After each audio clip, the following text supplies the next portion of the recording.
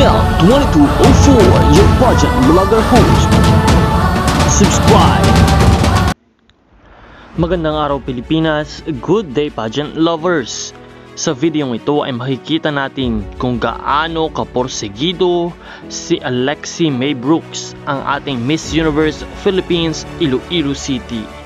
Sa videong ito ay talaga namang determinado na gumawa at gawin ang lahat ni Alexi Brooks upang mag-stand out sa lahat ng kanyang karera. Ginagawa niyang matiwasay ang lahat ng kanyang mga gawain, pagkakaroon ng proper trainings at disiplina sa sarili upang laging maganda ang maging resulta ng kanyang magiging laban. At ngayon, sa Miss Universe Philippines 2024 competition, masasabing handang-handa na ang ating pambato.